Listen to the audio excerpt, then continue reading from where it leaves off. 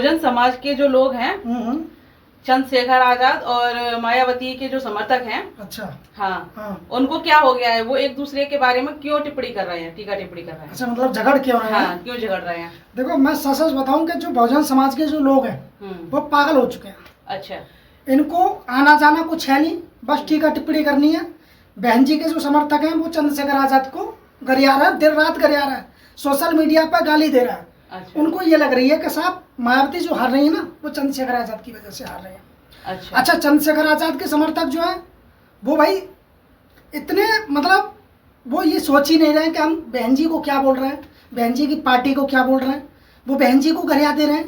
उन्हें ये समझ में नहीं आ रहा है कि जो उत्तर प्रदेश की 4 बार मुख्यमंत्री रही है वो चंद्रशेखर आजाद से काफी कद में बढ़ी है। हाँ, तो इन मूर्खों को यही समझ में नहीं आ रहा है कि बहन जी ने इस राज्य के लिए क्या किया है, दलित समाज के लोगों के लिए क्या किया है।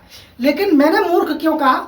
मूर्ख इसलिए, मूर्ख क्योंकि वो समाज जिसको अपना इतिहास पता नहीं है, अपने लोगों का भला करना नहीं है, बस लड़ना है, वो समाज कभी तरक्की नहीं कर सकता, बाकी कुछ भी हो जाए। अच्छा, हाल ही में बहन मायावती ने कुछ लोगों को निशाना बनाकर कहा था कि ये बरसाती मेढक हैं, इनसे दूर रहना जरूरी है।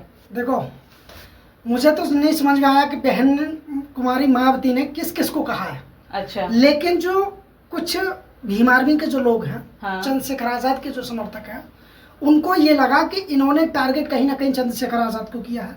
अच्छा, और उसमें लग भी रहा है। हाँ? क्योंकि हाल में ही बहन जी का एक ट्वीट था, ट्वीट में उन्होंने ये पूरी बात कही थी कि जो सांसद या विधायक या मंत्री ही क्यों ना बन जाए, लेकिन ये बरसाती मेढक रहेंगे। तो उनका निशाना कहीं ना कहीं चंद्रशेखर आजाद की तरफ था। बहन कुमारी मायावती को ऐसा नहीं कहना चाहिए था। क्यों? उसका कारण है, कारण ये कि बीएसपी को अब खुद जमीनी स्तर पर मेहनत करनी पड़ेगी, क्योंकि हाँ, बिना मेहनत के इम्पॉसिबल है सत्ता में वापसी।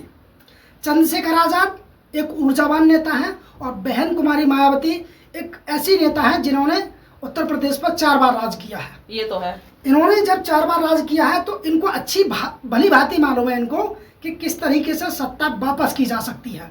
अब ये जरूरी नहीं है कि अपने लोगों को ही टारगेट किया जाए। और दूसरी बात यह है कि भाई ये लोकतंत्र है, यहाँ सब किसी को चुनाव लड़ने का बराबर अधिकार है। ये जरूरी नहीं है कि बीएसपी ही सत्ता में रहेगी, दलित समाज का कोई और पार्टी या कोई और संगठन आगे नहीं बढ़ सकता। डॉक्टर बाबा साहब अम्बेडकर ने भी एक पार्टी बनाई थी, उसके बाद एक और पार्टी बनी, उसके बाद बीएसपी बनी, अब बीएसपी के बाद आज़ाद समाज पार्टी बन गई। अब कहीं ना कहीं ये इससे देखा जा रहा है कि इसको टारगेट किया गया था चंद्रशेखर आजाद को। अच्छा, हाँ, इनको टारगेट किया गया था।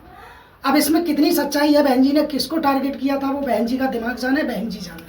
हाँ, बाकी इसके बारे में हम ज्यादा नहीं कह सकते कुछ भी। आकाश आनंद के लिए राजनीति में उनका जो भविष्य क्या दिखाई दे रहा है, आगे जा पाएंगे या नहीं जा पाएंगे?